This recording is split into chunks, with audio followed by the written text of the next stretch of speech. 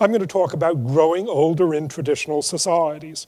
This subject constitutes just one chapter of my latest book that compares traditional, small, tribal societies with our big modern societies with respect to many aspects of society, such as the status of older people, religion, bringing up children, health, dealing with danger, settling disputes, war, and speaking more than one language.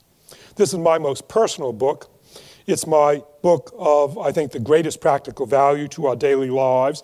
And as a shameless author, I hope that it will be my best-selling book.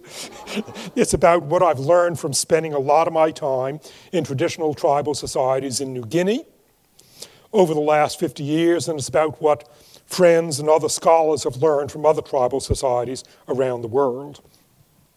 All of us here this evening are used to living in big industrial societies, in permanent housing with centralized governments to make decisions, with writing and books and the internet, where most people live past age 60, where we encounter hundreds of strangers every day, as you and I now are this evening, without freaking out, and where most of us eat food grown by other people.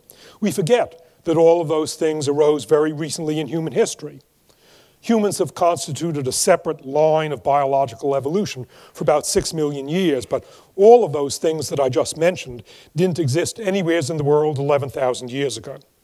They arose only within the last 11,000 years, and some of them, such as the internet and the phenomenon of most people living past age 60, arose only within the last century or two.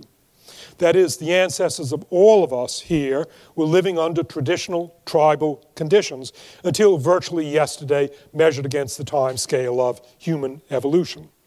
Until Europeans began to expand around the globe 500 years ago, tribal societies still occupied large parts of all the continents. But tribal societies have recently been coming under the control of modern societies with state governments, to the point where today the last tribal societies not yet under state control are confined to small areas of New Guinea and the Amazon basin.